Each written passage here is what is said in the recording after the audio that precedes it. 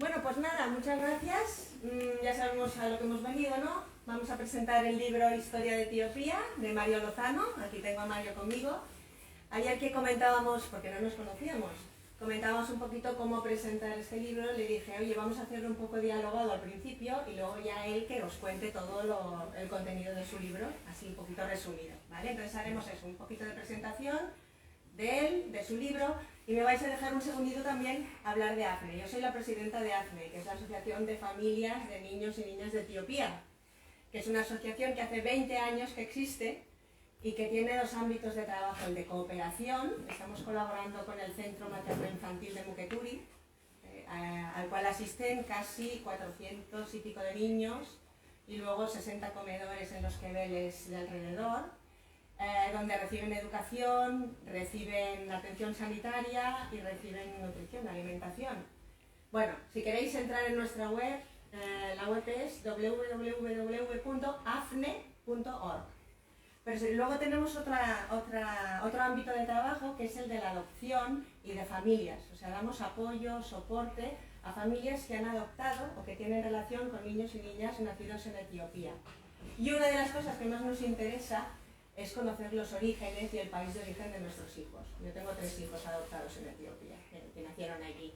Entonces, cuando tú conoces tus orígenes, el país de donde vienes, la cultura, la lengua, la gastronomía, la historia, tu identidad se forja de una manera diferente, ¿no? Te aseguras, te sientes más seguro, te sientes orgulloso, orgullosa, interpretas más muchas cosas que te pasan. Entonces, cuando nos propusieron que si queríamos colaborar en la presentación de este libro, dijimos que sí, enseguida. Ya sabéis que la presentación la hacemos colaborando con la librería La Ploma. Ahí tenéis a la responsable, no, perdona porque no me sé tu nombre. Vale, Raquel, si alguien quiere luego comprar el libro, pues, ¿no? Y Mario igual se lo dedica y todo. Sí, claro, sí. Vale. Luego Casa África, evidentemente, y luego la editorial Los Libros de la Catarata, ¿verdad? Y AFNE. Y el Centro Cívico La Sareta, que es donde estamos ahora, ¿vale? Entonces, Mario, cuéntanos un poquito de ti. ¿Qué eres? ¿Qué estudiaste? ¿Qué trabajas? ¿Qué haces? Bueno, yo soy historiador, estoy especializado en Etiopía, justo ahora este año espero ya defender la tesis en la Complutense de León, y bueno, pues mi relación con Etiopía empezó ya en 2001, ¿no? Que es cuando empecé pues, a estudiarlo, y ahí comencé a estudiar la lengua clásica, el etiópico clásico, que es fundamental pues, para leer los textos, sobre todo el periodo medieval, hasta prácticamente el siglo XX, ¿no? Que es cuando se abandona como lengua oficial para que ya el amárico pues, sustituya el papel que tenía esta vieja lengua que todavía se utiliza en la liturgia, ¿no? Das clases, ¿no? ¿De qué? Sí, en la Universidad Eclesiástica San Damaso y luego también online en la Universidad de Murcia. Es un curso que hacemos 2 meses, normalmente entre febrero y abril, completamente online, así que si os animáis, pues la próxima edición, porque justo ahora estoy terminando la 7ª, pues que sepáis que el año que viene se repite. Él tiene un blog que se llama Reino de Aksum. El Reino de Aksum, si queréis consultarlo, porque hay información muy interesante sobre su vida y sobre todo lo que ha trabajado, ¿no? Sí. Bueno, alguna cosilla, sus viajes, Sí, y también. no sé si tienes algo que tienes que actualizar. De momento pues no tengo mucho tiempo para el blog, entonces lo he dejado un poco de lado, porque sobre todo en los últimos años, pues entre el trabajo, y aparte soy profesor de secundaria en la educación pública madrileña, y la tesis y demás, pues tampoco tengo mucho tiempo para actualizarlo. Entonces ese espíritu de docencia o de divulgación tiene relación con el libro, porque hay libros de historia de Etiopía, decíamos, existen, ya había, ¿no? Entonces, ¿por qué ahora un libro de...? Pues, ¿Cómo surgió? Esto es una petición que me hicieron desde Casa África, porque es verdad que no existe ninguna obra que se dedique a la historia del país en castellano, ¿no? Y sobre todo que esté actualizada, porque prácticamente lo más cercano sería el libro de Juan González Núñez, ¿no? De Etiopía, Hombres, Mujeres y Mitos, que se va a ir reeditando cada X tiempo, pero que abarca otros temas culturales, y por supuesto la obra de Pedro Páez, a la cual hago homenaje, ¿no? Con el nombre, Historia de Etiopía. La gente me dice, ¿y este título? No. Ya sé que no es muy original, ya sé que tampoco quiero hacer como la obra definitiva sobre la historia de Etiopía, pues sobre todo le he querido dar un enfoque muy divulgativo, ¿no? O sea, para una persona que a lo mejor pues quiere viajar por primera vez al país y se quiere enterar de qué va la historia de uno de los leones africanos, ¿no? Una de las potencias emergentes del continente africano, pues con el libro se puede hacer una idea bastante clara de lo que ha pasado, sobre todo en los últimos 3000 años. Iba a decir, concentrar casi 3000 años de historia en 150 páginas, ¿no? Un poco más de 100, es complicado, ¿no? Sí. De hecho, el libro en realidad sería el doble. Pero la editorial, por temas de espacio, pues me dijo, tienes que acortarlo. Así me cedieron con una extensión, ¿no? Pero tuve que recortar bastante. Hay bastantes cosas que se han quedado en el tintero. Pero bueno, que en el futuro, quién sabe, a lo mejor me animo y saco algo como más grande o Historia de Etiopía 2, ¿no? La ampliación, sí. Un suplemento. Sí, sí, además que en castellano en general ya sabéis que los temas africanos no son nuestra especialidad. Por historia, pues normalmente estamos más enfocados en Latinoamérica o en Marruecos, pero lo que es el continente africano, pues es como un gran olvidado. Y Etiopía, pues ya ni te cuento, es un país del que mucha gente pues se acerca con este cliché de pobreza, hambrunas, enfermedades y ya está, ¿no? Incluso yo, cuando me aproximé a Etiopía en 2001, fue en Roma precisamente, llegué con esa idea, ¿no? Con ese estereotipo. Y vi el obelisco de Aksum cuando todavía estaba allí en Roma y dije, madre mía, ¿quién ha construido esto? Y empecé a estudiar el país y me enganché con su historia, que es tan fascinante, tan increíble. Algunas personas que han leído el libro, yo no lo he leído todavía, pero lo haré, lo prometo, se sorprenden de elementos comunes con la historia de España, ¿no? ¿En Sí. algún momento? ¿Verdad? Sí, o sea, hay una etapa que es en la Edad Moderna, cuando hablamos de la monarquía hispánica, ¿no? Sobre todo a partir de la unión de España y de Portugal, donde Etiopía y España tienen una relación muy intensa, ¿no? Hasta tal punto de que, como España no se hacía cargo tampoco de la difusión de esa historia, la que tomó ventaja fue Portugal. De hecho, Pedro Páez, que es el que escribió la historia de Etiopía, que es una obra que para el siglo XVII sorprende mucho por su calidad, él firma como Pedro Páez. Muchísimos autores, sobre todo del mundo anglosajón, le consideraban portugués. La iglesia de Górgora, por ejemplo, que es unas ruinas espectaculares, ¿no? Pues el arquitecto firmaba también como Joan Martins, y sabemos que se llamaba Juan Martínez y era de un pueblo de la provincia de Madrid, ¿no? De Córdoba. Entonces hubo una etapa durante la misión jesuita en la que ambos países tuvieron una relación muy intensa. Incluso el propio rey Susinios llegó a enviar una propuesta de alianza formal con Felipe III. Y antes, porque justo ahora vamos a tener el centenario, que me gustaría organizar algo con la Universidad de Valencia, en 1428 llega una embajada etíope al puerto de Valencia, buscando encontrarse con Alfonso V.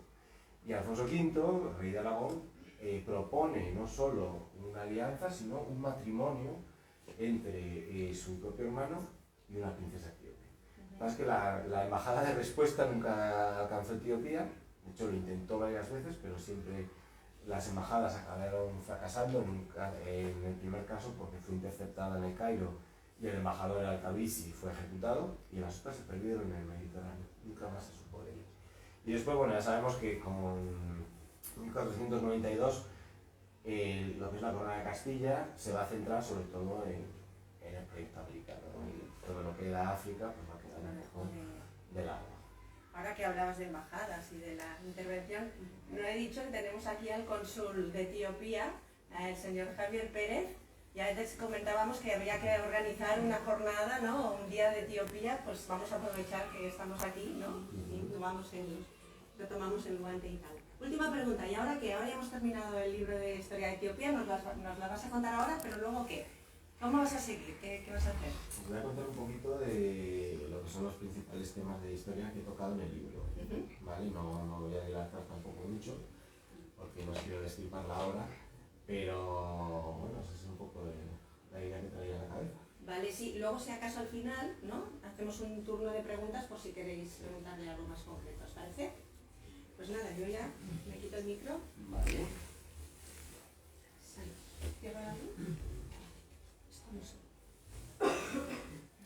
Empiezo siempre con el mapa orográfico de Etiopía porque creo que es importantísimo entender que dentro de lo que es el continente africano es un país bendecido por muchos motivos, ¿no? Esa altitud que tiene, digamos el altiplano etíope o macizo abisinio, tiene una altitud que supera los 2000 metros. ¿Por qué es importante esto? Pues porque evita que se propague o la malaria o también otra enfermedad que es endémica de muchos territorios del continente africano, de la zona tropical, que es la enfermedad del sueño.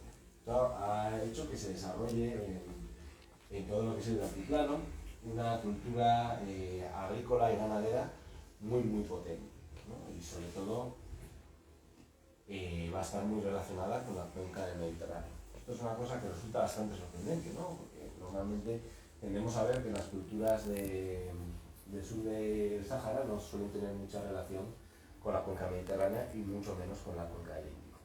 Bueno, el primer posible contacto entre una cultura escrita como es la egipcia y Etiopía pues empieza en el Reino Nuevo, cuando en la época de Hatshepsut hay contactos con una famosa tierra llamada Punt. Bueno, Punt hoy en día, gracias a Fatovich, sabemos que no es solo un territorio del Cuerno de África, normalmente se refiere a varios, pero a partir del análisis de varios productos importados de allí, sobre todo pues restos de monos y de algunos restos de madera, sabemos que se desarrolló en lo que hoy en día sería Eritrea y también otra región que se conoce como el delta del Gash, ¿no? En la frontera entre Eritrea y el Sudán.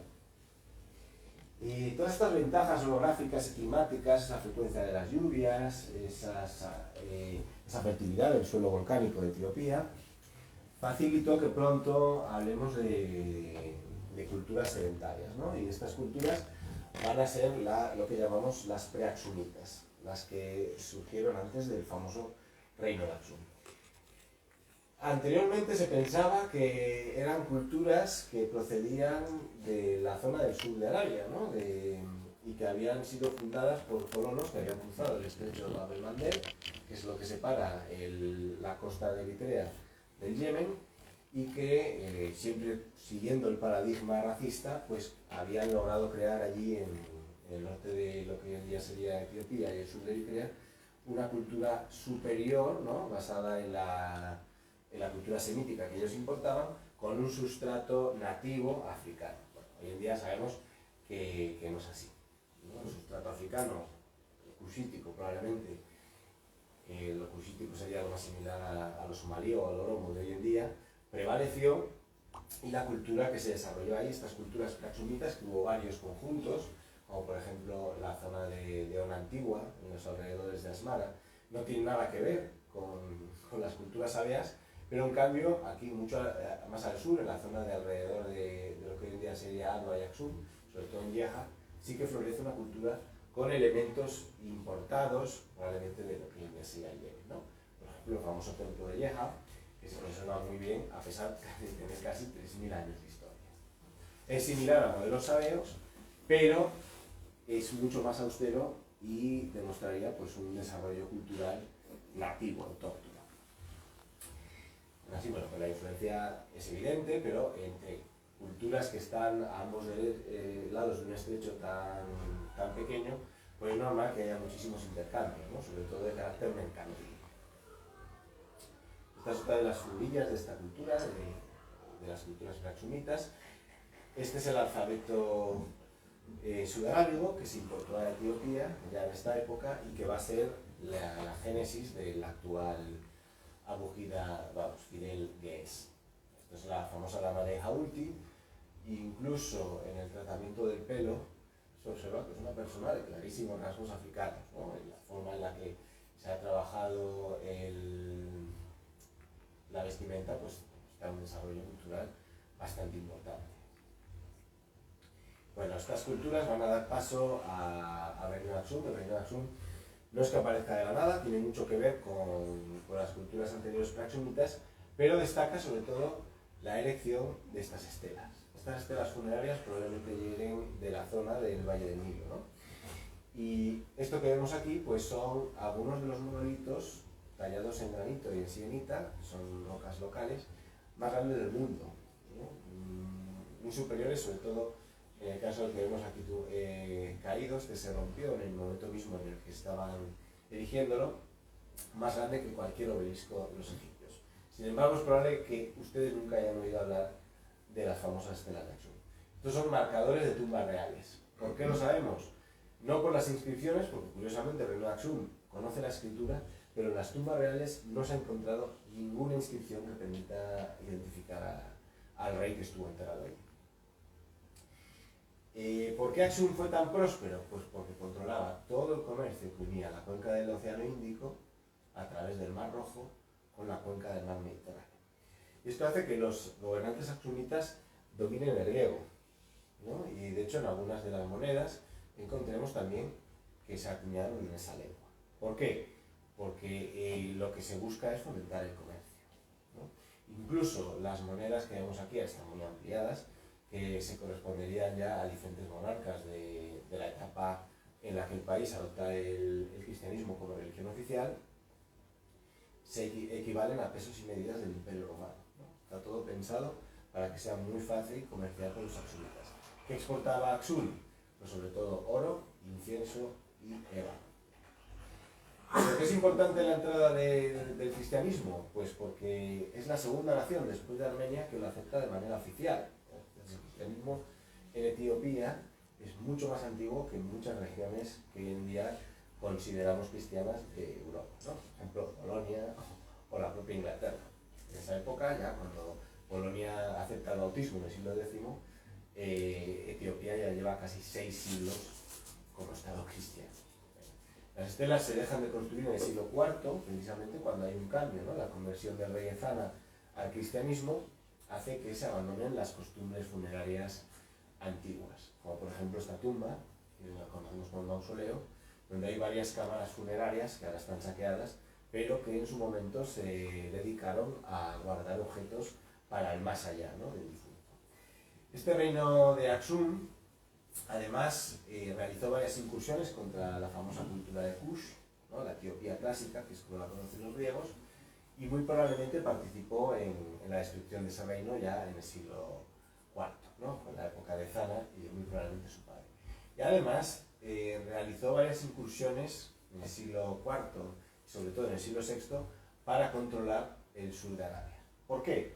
Porque por aquí, por este estrecho de Bab el-Mandeb, pasaba todo ese comercio que explica la riqueza de los aksumitas. Este es el palacio de Taqa Mariam, tampoco lo conocerán, es el palacio más grande del África subsahariana, con más de 200 habitaciones.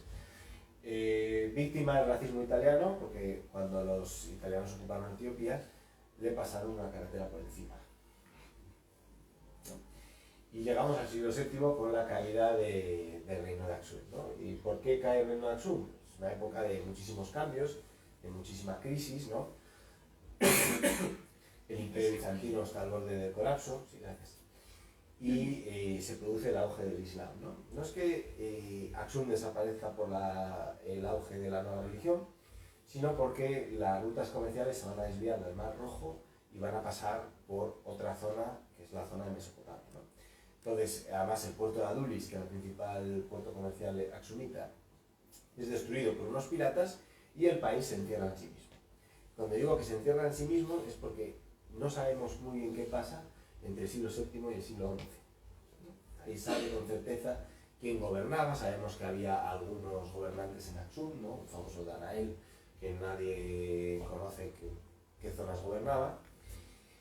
Y hasta el siglo XI-XII, que es cuando aparece la dinastía Sakwe, no conocemos el nombre real de ninguna dinastía que gobierne en la zona de Etiopía, ¿no? Y estos Sakwe son Agau. Los Agau son el pueblo kusita original que se desarrolló en las tierras del norte de Etiopía, ¿no? Y son más conocidos porque desarrollan las famosas iglesias de la Libela, ¿no? Que ya leí en su día un libro en National Geographic, que si estáis interesados lo podéis comprar en la web de ellos, que destaca sobre todo por estar excavado en la roca, ¿no? Es escoria de basalto que se puede trabajar muy bien, y esto es fascinante porque es un único bloque de roca, es decir, son muchos siglos, esto no se aprende de la nada, de manejar el cincel para lograr desarrollar esta maravilla. Hay muchas influencias aquí, hay arte mameluco, hay arte local sobre todo, ¿no? Esto replica las construcciones axumitas. Y la pregunta es, ¿por qué en roca? Pues muy sencillo, porque el mortero de cal en Etiopía, desconocida en la época de Aksum, al ser un suelo volcánico, no es habitual encontrar los materiales que se necesitan para fabricar.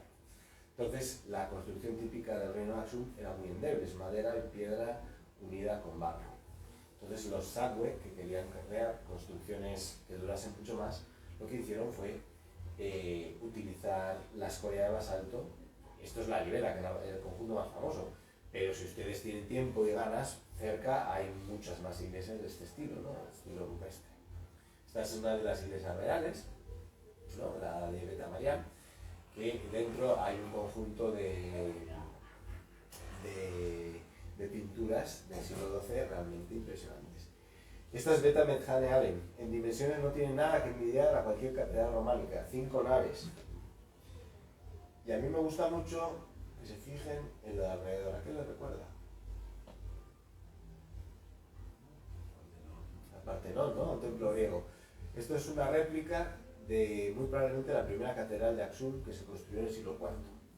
El cristianismo llega a través del Mar Rojo y muy posiblemente con gente que había conocido venía del mundo heleno. Entonces lo que hizo probablemente el rey de Zana fue construir un templo de inspiración clásica. Y cuando la iglesia esta fue destruida durante las incursiones de Ahmed, del Imam Ahmed, pues lo único que nos queda es la copia, que es la iglesia de Medjane Alem de la Libela.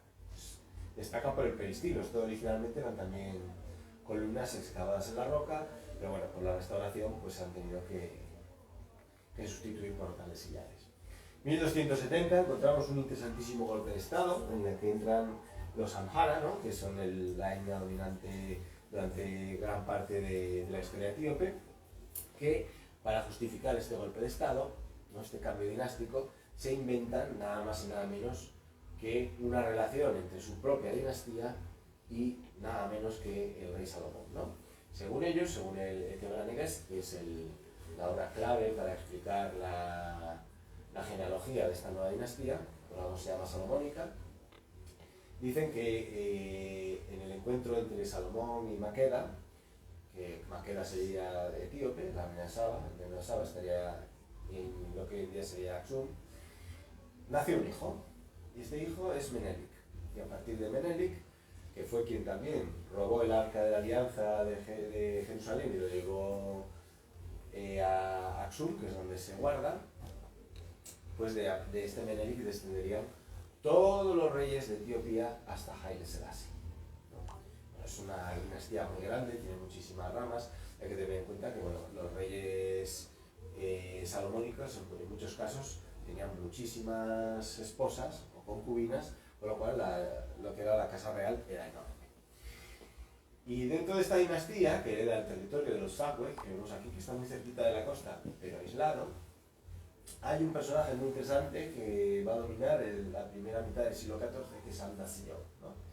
Este Andasion va a ser el rey que lleve a su máximo esplendor a esta dinastía, conquistando pues, muchísimos territorios de religión tradicional, como es Damot, conquistando también el territorio de algunos sultanatos musulmanes, como por ejemplo el de Shewa, que es destruido ya en 1285, y ocupando sobre todo esta zona de aquí del sur, ¿no? La zona del sur, donde habían empezado a penetrar los mercaderes musulmanes, era especialmente importante, sobre todo por el comercio de esclavos, ¿no? Y la producción también de maderas ricas, de oro, que también se producía por esta zona, y que se exportaba a partir de un puerto que hoy en día es un villorrio abandonado en la zona de Somalilandia, de Saila y sobre todo Massawa, ¿no? Massawa es la que va a sustituir en Mitsiwa al antiguo puerto de Adulis, que estaría más o menos por aquí.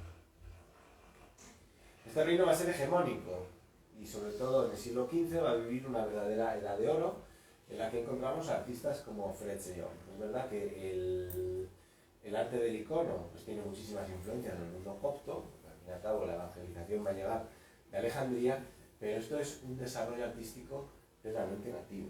¿Cómo lo sabemos? Sobre todo por el desarrollo de los peinados. ¿Vale? Peinado local, peinado etíope.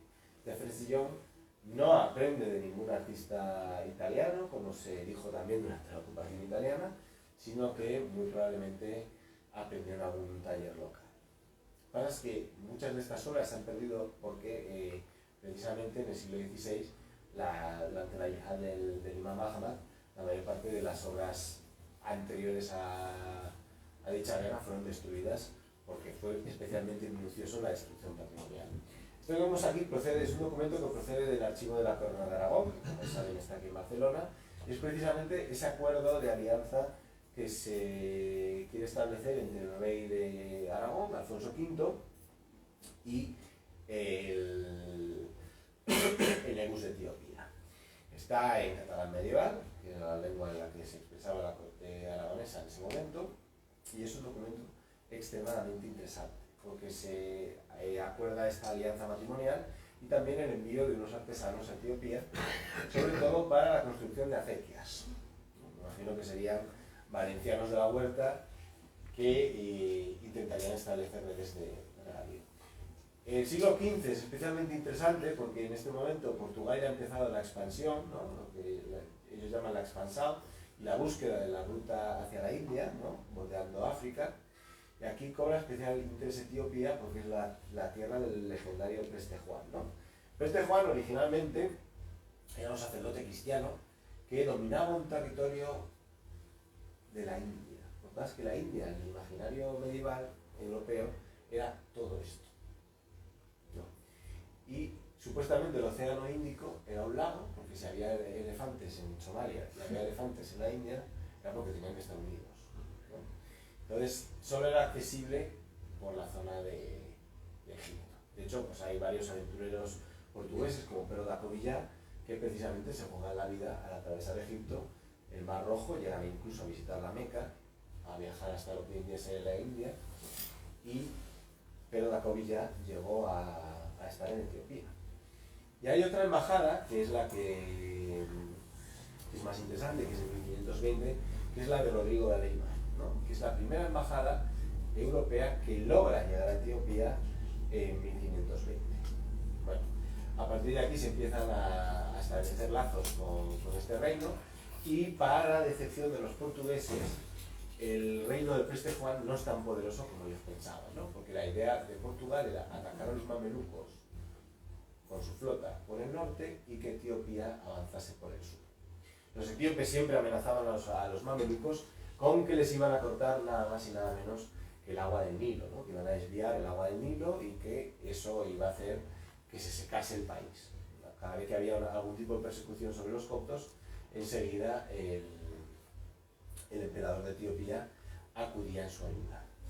Y claro, este reino prospera porque no hay oposición, ¿no? Los sultanatos musulmanes son muy pequeñitos, apenas tienen poder y se limitan al pago de tributo. Pero a principios del siglo XVI hay un sultanato que se le conoce como Alal, porque es el nombre que se le da en Etiopía, pero su nombre oficial sería el sultanato de Dar Saad-Din, ¿no? La tierra de los hijos de Saad-Din. Y aquí hay una figura que es el Imam Ahmad, que va a dirigir una yihad de conquista contra este estado. Y esta persona, este Imam Ahmad, Ahmad Gran, Ahmad el Zurdo, como se le conoce en la tradición cristiana etíope, es algo así como Almanzor, pero sobre todo es una figura casi identificable como el mal supremo, ¿no? Aquí vemos una imagen de él mismo doblando una viga, ¿no? Una persona, si atendemos a las leyendas, gigantesca, con una fuerza descomunal. Y bueno, pues lo que en realidad nos habla la leyenda es un poco la realidad histórica. Durante los años en los que va a dirigir esta auténtica yihad, el Estado cristiano va prácticamente a dejar de existir. El rey, el Negus, se tiene que ocultar, a veces en el verano, siempre escapando de esta fuerza portentosa de los musulmanes, porque su plan es destruir el reino cristiano hasta los cimientos, ¿no? Va a todos los lugares donde haya una iglesia que arde. 1543 es el año clave en este conflicto, porque ahí Ahmad Gran es derrotado por una coalición luso etíope. Muchas veces se habla de que los 400 mosqueteros portugueses fueron clave para esta derrota, ¿no? Y no es tanto así. Es verdad que fueron importantes porque en la primera parte de esta guerra el dominio musulmán fue claro, y cuando llegan los 400 mosqueteros portugueses se produce un cambio de tornas y los cristianos empiezan a tener victorias. Lo que pasa es que después el imán contrata 900 mercenarios turcos, también mosqueteros, y ahí es cuando matan al propio capitán portugués, Cristóbal da Gama. Una vez que lo ha matado, se confía en exceso, los despide, y ahí es cuando se produce el contraataque cristiano, ¿no?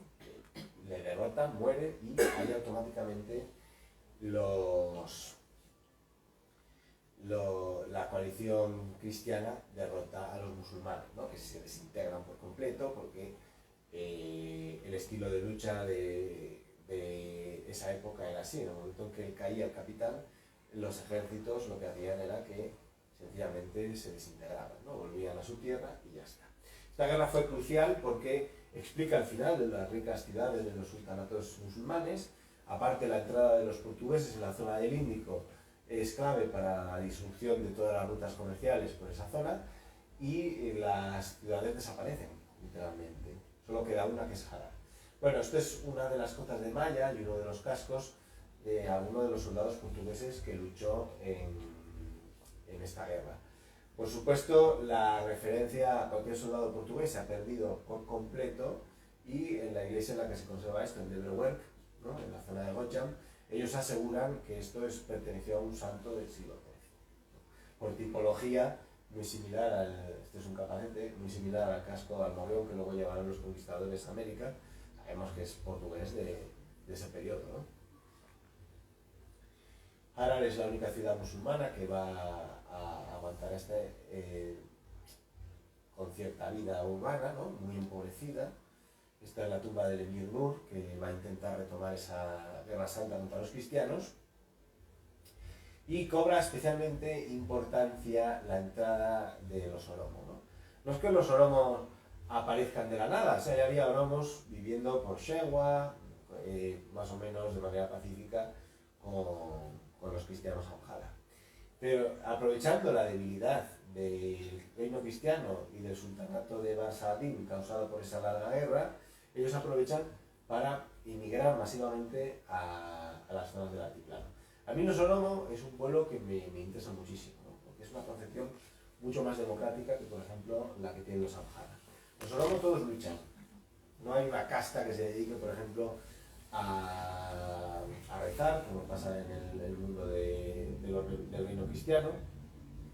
Tienen este sistema del Gada, que es tan interesante, ¿no? Basado en 8 pasos por el que todos tienen que pasar, en el que luchar es importante, y sobre todo destacan por la caballería. Esta caballería oromo va a ser especialmente valorada por los gobernantes cristianos. Al final, muchos de estos oromo se van a amarizar, van a adoptar las costumbres de la cámara y se van a integrar en las élites sociales, ¿no? Ahora mismo no se entiende Etiopía sin esa importancia que han tenido los oromo. Luego, estos portugueses que hemos visto luchando, de esos 400, aproximadamente unos 120 se quedaron en el país, ¿no? Y formaron algo así como una guardia de élite para el nuevo rey, Gelaudeos, y estos se casaron también con mujeres nativas y tuvieron hijos que son los Burtucán, ¿no? Burtucán era la palabra original con la que se denominaban los portugueses. Estos Burtucán son una casta mestiza que sus padres quieren que sean educados en la fe católica, ¿no? En la ortodoxia, no en la ortodoxia local. Y esto motiva que ya San Ignacio de Loyola, en los primeros años de la etapa jesuita, no sé cómo viene tiempo, no sé si me está repasando, vamos bien, envíe una misión al país, ¿no? Una misión católica. Y esta misión, en principio, va a buscar atender a los hijos de estos Burtucán, que sobre todo se van a concentrar por esta zona de aquí, de Gondar, y algunos también por Tigray, pero que tiene el objetivo de acabar con lo que ellos llamaban la herejía ortodoxa e imponer el catolicismo. O sea, un proceso de aculturación tremendo. Inicialmente tienen cierto éxito porque Pedro Páez se acerca al rey y se convierte en uno de sus confidentes más próximos, ¿no? Y esto hace que el número de misiones crezca especialmente a partir de 1517. Esto va a causar una guerra civil, una auténtica guerra de religión, ¿no? Es verdad que el catolicismo se expande, que se va a lograr importantes conversiones a la fe católica, pero hay muchísima oposición. Y cuando hablo de muchísima oposición, sobre todo de las mujeres, porque el matrimonio en Etiopía en esta época es un matrimonio civil, entonces, sobre todo entre las mujeres de la nobleza era habitual que hubieran estado casadas hasta 5 o 6 veces, ¿no? Dejaban a sus maridos y ya está. Entonces, claro, que llegase la Iglesia Católica y quisiera imponerles un matrimonio para toda la vida, a ellas no les interesaba. Entonces, entre bambalinas, pues esto es algo que sabemos bien por las fuentes jesuitas, porque nunca hablan bien de ellas, estas mujeres contribuyeron precisamente al éxito de la expulsión de los jesuitas. Pedro Páez se convirtió en el primer europeo en visitar las fuentes del Nilo Azul, ¿no? Del río Abai. Y digo en el primer europeo porque lógicamente sus indios, el rey, sabía perfectamente dónde estaban. Y de hecho, ante su curiosidad, él mismo le lleva allí, ¿no? Este es el lugar que todo el mundo se espera, un lugar mágico y algo así como muy paradisíaco, pero es lo que hay, ¿no?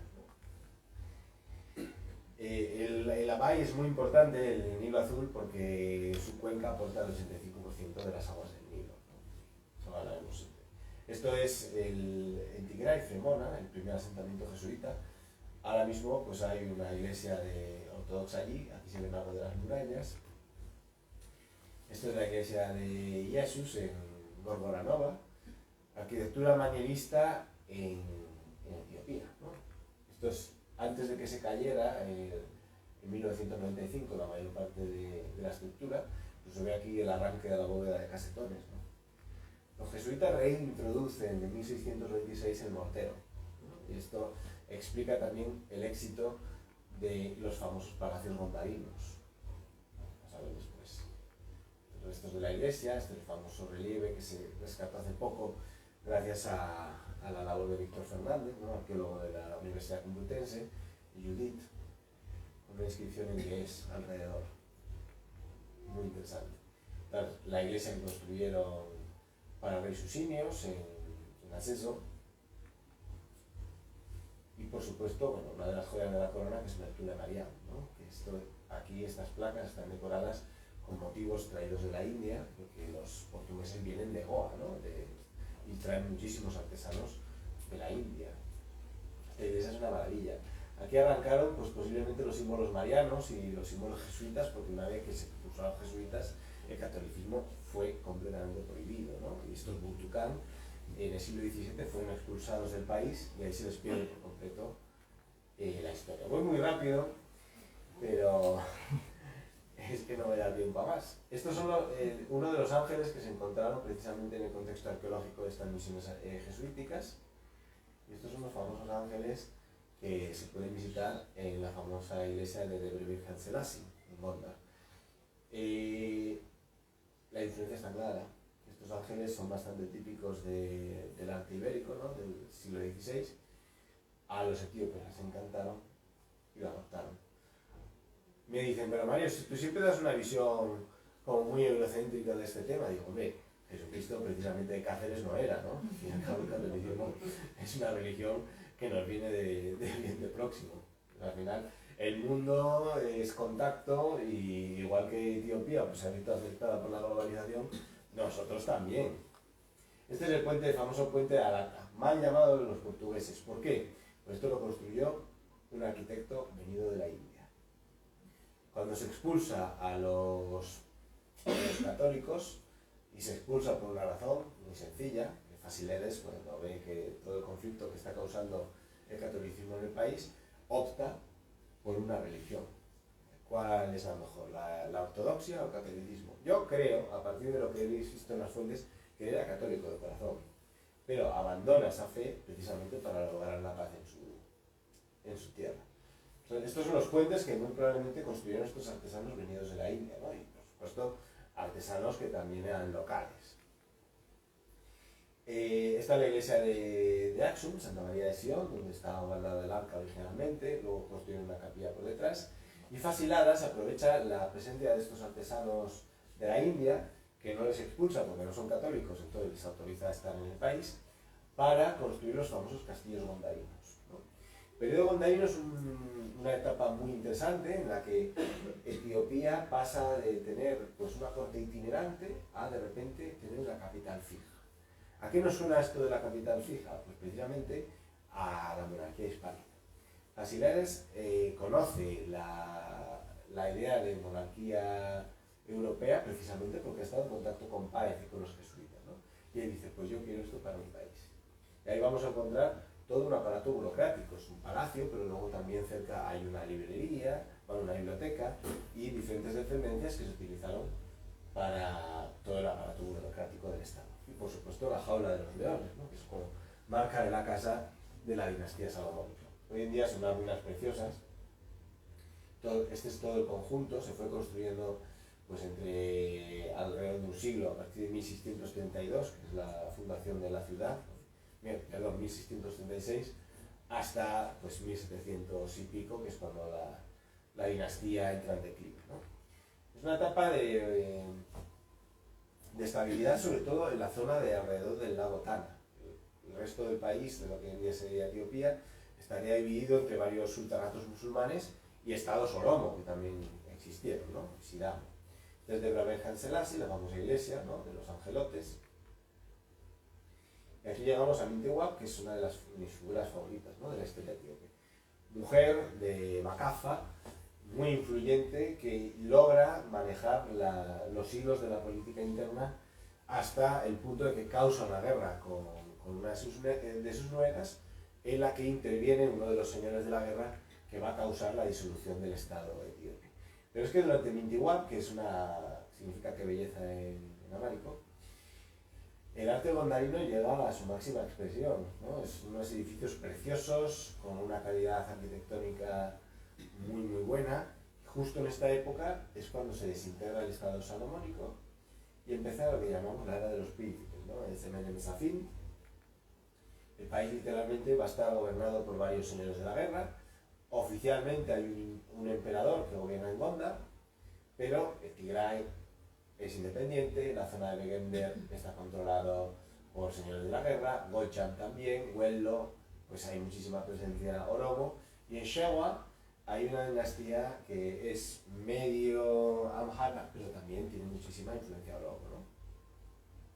Y aquí tendríamos pues Gumba, Limo en Area, Kaffa, ¿no? Que son estados al sur que no se suele hablar mucho de ellos en la historia de Etiopía, pero que yo los he incluido en el libro. Por supuesto, los estados musulmanes de Harar y Ausa. Este sería un poco el panorama de esta época. Teódoro II, que es el unificador, ¿no? Una persona que tiene muchísima buena fama en Etiopía, a pesar de que fue un gobernador bastante torpe.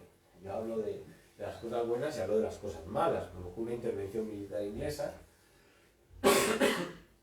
que acabó con el saqueo de Magdala en 1868 y que prácticamente todos los libros de la Biblioteca Real acabasen en Londres, ¿no? Y los ingleses, por supuesto, como sabemos, pues lo de devolverlo, pues ya si eso, mañana. Y Johannes IV es otra figura que va a gobernar en Etiopía. Estamos ya en los albores de la Etiopía moderna, ¿no? Entre 1869 y 1889, que tiene que lidiar con un enemigo que nadie esperaba. Y ese enemigo va a ser el Imperio Egipcio. Egipto en esta época es un quiero y no puedo. La dinastía de Muhammad Ali quiere convertir el Cairo en París, quiere construir una red de ferrocarril que una Uganda con el Cairo y con Alejandría, y por supuesto quiere conquistar Etiopía, ¿no? Islamizar. Porque él está convencido de que Etiopía es una tierra atrasada, pero que esconde muchísimos recursos. Y por eso, poco a poco, pues va a ir conquistando territorios, ¿no? Por ejemplo, Harar, la zona de Berbera y Kismayo. Y de hecho invierte muchísimo dinero en una campaña militar que va a acabar de ganar, por supuesto. Las dos batallas que se libran contra las tropas de Etiopía acaban con Y no solo eso, sino que además es que los etíopes se quedan con las armas, ¿no? Armamento muy moderno, traído desde Suiza, y además con la caja de los regimientos, que estaba además llena de dinero. Y al final, pues ya sabemos que Egipto entra en una crisis económica, precisamente por todos estos gastos de la aventura colonial, la construcción del canal de Suez, y acaba en manos inglesas. 1889, Johannes IV muere luchando contra las tropas mahdistas sudanesas, que es la otra una amenaza que sustituye a los egipcios en este vacío de poder tras el colapso económico. Y aquí encontramos a Menelik II. Menelik II, Menelik, es una figura interesantísima porque es el padre de la Etiopía moderna. Y aquí es donde me pongo yo muy polémico, porque en Etiopía es como, sobre todo en el mundo amara, es una figura casi sacrosanta, y yo siempre digo que, bueno, que es un personaje que es verdad que defiende a Etiopía de los italianos, derrota sobre todo en 1896, en la famosa batalla de Adwa, a los italianos, y no solo eso, sino que les fuerza a negociar un tratado de paz de igual a igual con una nación africana, ¿no? Lo cual fue completamente humillante para los italianos. Antes había habido otras derrotas militares, como Dogali, en el norte de Tigray, y eso forzó a que los italianos se tuvieran que limitar al control de la zona de lo que hoy en día sería Eritrea. ¿Y por qué es importante esto? Porque Eritrea es un país donde la mitad de la población habla tigriña, ¿no? Menelik II, para librarse de los molestos tigrinos, dividió su tierra en dos. Les cedió la zona del norte a los italianos y él se quedó con el sur. ¿Por qué? Pues para debilitar sobre todo a una región que tenía ya de aquella mucha fama de levantisca, los de Tigray. Como ellos eran el corazón de lo que había sido el antiguo reino Aksum, no estaban muy conformes con que les gobernasen desde el sur, ¿no? Por eso siempre había habido, sobre todo con personajes como Mikael Sehul, pues cierta controversia y cierta disputa. Bueno, esta es la famosa iglesia de Georgis en Addis Abeba. Y otro punto porque a lo mejor me odian o me intentan sacar los ojos hoy, que es porque yo siempre digo que él hizo una política imperialista, no muy diferente a lo que habían hecho los europeos. Este es el territorio original de Shewa cuando Menelik llega al poder. Pero Menelik no quiere solo gobernar aquí, quiere todo el pastel grande, lo que sea el reino cristiano. ¿Cómo va a obtener el pastel grande? Pues lógicamente a expensas de conquistar territorio del sur. ¿Con qué lo hace? Con armas que les compra a los mercaderes italianos, ¿no? Que recordemos que anteriormente de Adwa se llevan muy bien con él, y mercaderes franceses que están asentados en Harar. Recordemos que Rimbaud, el famoso poeta francés, estuvo viviendo en Harar y se dedicaba al contrabando de armas. Con todos los ingresos que él obtiene de conquistar lo que hoy en día sería Oromía, ¿no? Esta región del sur, ya se lanza a la conquista del resto del país, ¿no? Hasta lograr convertirse en el emperador de Etiopía. Y esto es lo que está en puntos, es lo que él reclamaba para Etiopía, ¿no? Incluyendo esta franja de aquí de Assab, las extensiones de Somalilandia.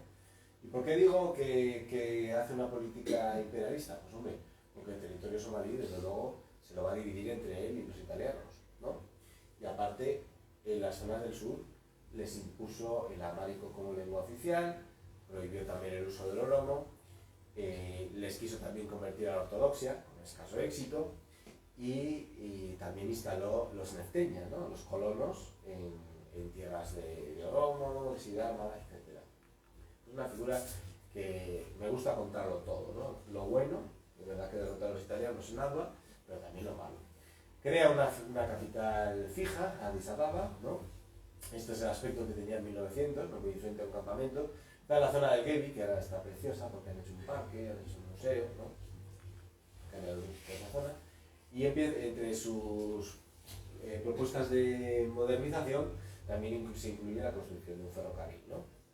Que va a unir Djibouti con Addis Abeba. Hay otra figura muy interesante que es Lich Iyasu, ¿no? Que todo el mundo le pone un poco como de pobrecito, que no sabía gobernar. Y al final él tenía una visión muy, muy integral de lo que es Etiopía, ¿no? Él viene de un entorno mixto, Amara y Oromo, es también pariente de, por supuesto, de Menelik, pero a él le encanta mucho la Etiopía musulmana, y cada 2 por 3 está en Harar. Y esto desarrolla como muchísima inquietud entre esa nobleza de Shewa, ¿no? Esa nobleza amara de Shewa. Al final es depuesto, no va a llegar nunca a ser coronado emperador de Etiopía, por eso le llaman Lich, que es príncipe, ¿no? Niño, y Yasu. Y cuando digo que tenía una perspectiva muy integral de Etiopía es porque él hablaba también de respetar sobre todo a los pueblos del sur, ¿no? Que no se les viera solo como una fuente de dinero para el Estado, sino que se les integrase de manera efectiva en el proyecto imperial. Luego se instala en el trono a Seuditu, que es una hija de Menelik, que, por cierto, con muy poquita formación para gobernar, porque nunca se esperó que ella fuese a ser emperatriz, y por supuesto llegamos a Haile Selassie, ¿no? Que va a ser la gran figura del siglo XX en Etiopía, un déspota de cuidado, el implantador de la monarquía absoluta en Etiopía, y una persona muy carismática. Allí se vendía como un reformista, como una persona instruida del mundo, porque había estudiado con unos misioneros franceses, ¿no? Cuando su padre era gobernador de Harar. Y entre bambalinas, porque no es ni siquiera una de las figuras más próximas dentro de lo que es la familia imperial, no hubiera estado entre los primeros para heredar el trono, sí que logra al final aliarse con la propia emperatriz y convertirse en una especie de regente y empezar a mandar en el país incluso antes de la muerte de Seuditu. Aquí le vemos en la inauguración del Parlamento que por cierto nadie quería en Etiopía, ¿no? Lo que él instaura para dar esa imagen de modernización junto con una constitución que bueno, tampoco es que se pareciera demasiado a una constitución democrática, ¿no? Porque al final él retenía prácticamente todo el poder. Él tuvo que afrontar la invasión italiana, ¿no? En la época del fascismo. Aquí vemos cómo dividieron los italianos el país, cómo integraron grandes partes en la colonia de Eritrea, otras en la de Somalia, y se le suele poner como un héroe durante esta ocupación. Hombre, él nada más que vio que los italianos estaban llegando a Addis Abeba, se fue, ¿no? Pasó toda la guerra en el exilio, en un cómodo exilio, además en Bath, en una ciudad inglesa. Tiene muchísimo mérito, sobre todo en la lucha de los patriotas, ¿no? De los Armagnacs, que fueron gente que logró derrotar a los italianos y que no controlasen por completo el país, ¿no? Sobre todo hay una época, que es la matanza del 12 de Yekatit, que es un auténtico aquelarre de muerte y destrucción por todo el país, ¿no? Se estima que solo en Addis Abeba pudieron morir 30.000 personas por culpa de que hubo un intento fallido de atentado contra el virrey italiano, y eso hizo que los italianos desatasen una matanza tan brutal que en vez de calmar a los etíopes, hizo que los que no tenían ninguna intención de alzarse en armas, al final lo hicieran. Esto está muy bien narrado, además, en un libro se llama El Rey en la Sombra, ¿no? De Massa Mengistu, que ha sido recientemente traducido al castellano, no sé, al catalán también, que bueno, que es muy interesante porque narra también el papel de las mujeres en esa guerrilla. Este es el famoso obelisco de Aksum, en Porta Capena, ¿no? Esto es cuando Mussolini se lo llevó como trofeo de guerra. Luego lo han vuelto a devolver. Este es el famoso discurso de la Sociedad de Naciones de Haile Selassie, el libro que les comentaba. Este es el retorno de Haile Selassie, el mismo día, pero 5 años después de su exilio. Haile Selassie tenía una imagen exterior muy buena, por precisamente haber sido la persona que había plantado cara al invasor italiano, y entre otras cosas es uno de los impulsores del panafricanismo, ¿no? El panafricanismo siempre y cuando no tocase su poder absoluto, y crea pues, el germen de lo que hoy en día es la Unión Africana, en Addis Abeba, la Organización para la Unidad Africana, que por eso el 25 de mayo se celebra el Día de África, ¿no? El día en que se unió esa primera asamblea. Pero Haile Selassie, pues, al final es un autócrata y ya en los 70 ya es una persona mayor. Hay una cosa con la que no puede, que es con la famosa crisis del petróleo de 1973. Hay una crisis brutal en Etiopía, los precios suben muchísimo, hay una huelga de taxistas y sobre todo los estudiantes universitarios empiezan a pensar en que una nueva Etiopía es posible, ¿no?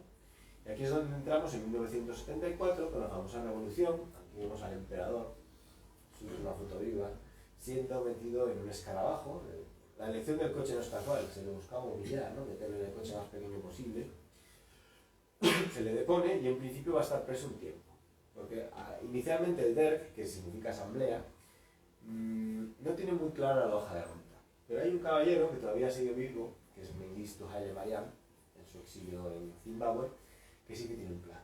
Y ese plan pasa por convertir Etiopía en una dictadura marxista-leninista, ¿no? Sobre todo ya en un marco stalinista bastante duro. Bueno, ¿cómo va a acabar todo esto? Pues que en un estado de guerra prácticamente constante, con Eritrea prácticamente en manos de la guerrilla eritrea que lucha por la independencia, el Tigray igual, ¿no? Que es la gran guerrilla que va a dominar luego la política etíope, y todo el país en llamas. Por si fuera poco, pues hay un contexto de hambruna, la famosa hambruna de los años 80 de Etiopía, que es brutal, y a los burócratas de Addis Abeba no se les ocurre mejor idea que desplazar a millones de personas de las zonas más pobladas a las márgenes de las tierras altas. Una idea excelente, porque esas zonas son tórridas, plagadas de mosquitos, y en las cuales además se construyeron pueblos nuevos sin ningún tipo de utillaje agrícola, ¿no? Directamente pues fue un auténtico fracaso. Bueno, la guerra de independencia de Eritrea solo acabó con la caída del DERG, cuando termina